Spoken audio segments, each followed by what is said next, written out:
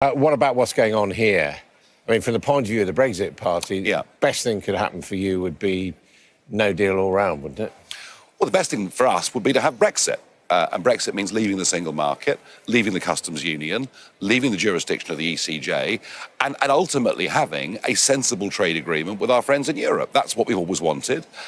Happy with reciprocity, happy with fair exchange, but not to be part of the political institutions. And here's the problem, that, OK, the backstop gets replaced with something else, but from the DUP's perspective, it may feel as bad, if perhaps not even worse, than the backstop. But on everything else, in terms of where we go, let's just say, for argument's sake, this got agreed.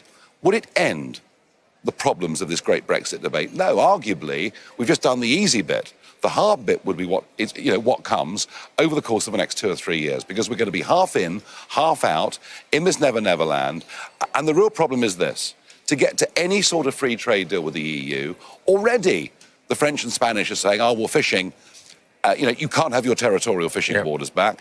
It would appear, we don't know. But against that, it is true our fishermen mainly sell their stuff into the European Union. Because there's an insatiable demand in places like South America. But therefore there does have to be some give and take, doesn't there?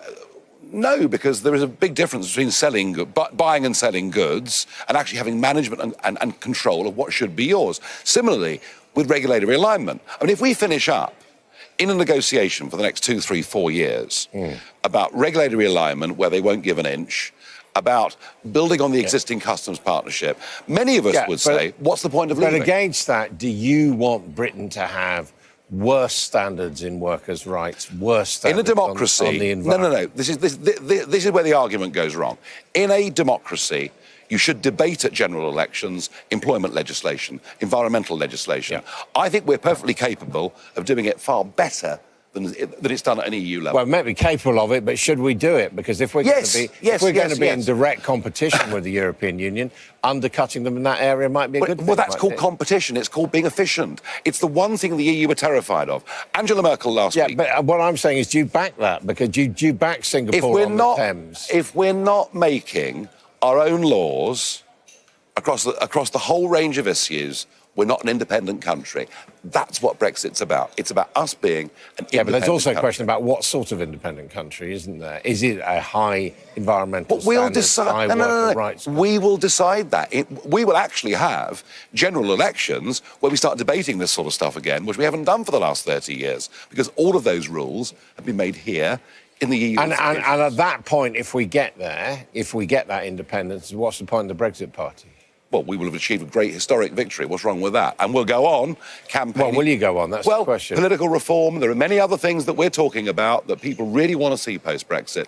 But look, we're dealing here with the biggest political crisis, arguably for a couple of 100 years, and we want to get this delivered. And if Boris Johnson comes back with just a slight amendment to Mrs May's dreadful EU treaty, and that's what it is, then I think you'll find support for the Brexit party rising very sharply, very quickly. So let's be clear. If Boris Johnson does what he's setting out to do, he gets an agreement and he gets Parliament to endorse it, both pretty big ifs. Yeah, sure.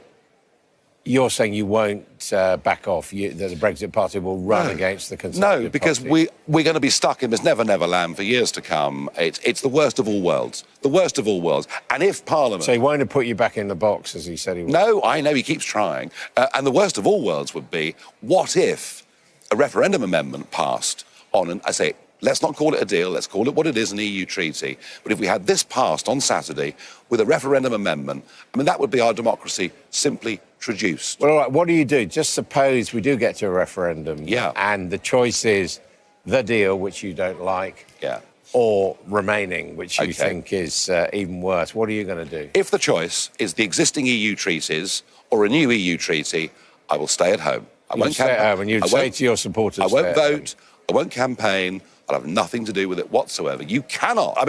Even to have another referendum is wrong. To have one and not put a credible leave option on the ballot paper would be a democratic outrage. But it might be binding. Well, the last one wasn't binding, so why should the next one be binding? All this situation you've got us into, we might end up remaining after all that, having wasted all this time and energy. I want us perfectly clear every leading player on the Leave and Remain side said a Leave vote means leaving the single market and leaving the customs union, leaving regulatory alignment, being in charge ourselves of this legislation. And that's what needs to be delivered. And you're saying this deal isn't that? Absolutely not. And as far as yourself, I'm just trying to work this out. So we come to this election, you're running against the Conservatives. Boris Johnson will be saying, presumably, I've taken us out. I mean, you don't stand much of a chance, do you? Well, I tell you what. I don't think whatever's agreed tonight is going to pass on Saturday anyway. So I think that may be an academic discussion. But let me put this to you. If Withdrawal Agreement 4 fails on Saturday, as I believe it will, I think then Boris Johnson as Prime Minister will drop the idea of this new treaty.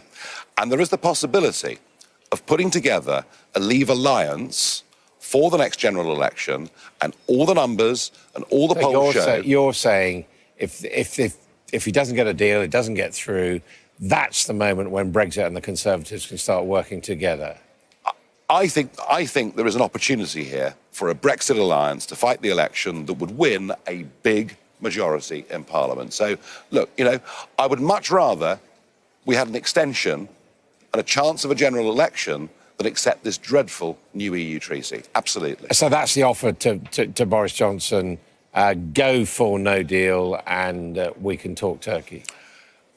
I think in a general election manifesto, you know, he could even talk about going for a genuine free trade agreement. I think getting rid of Mr. Barnier's treaty is the really important thing. Because, I mean, as things stand, if there is an agreement and you run, all you will do is help the Remain parties, won't you? Well, Adam, with respect, you said that to me in 2015. You said that standing 640-odd UKIP candidates would split the Conservative vote. In fact, we hurt the Labour vote in UKIP all those years ago, much more in that election than we hurt the Conservatives. And now that Labour have gone for a full-on second referendum policy, there are nearly 5 million Labour voters that voted Leave. So difficult to predict what the effect of the Brexit Party would be in those circumstances. Nigel Farage, MEP, thank you very much, Steve, for talking to us.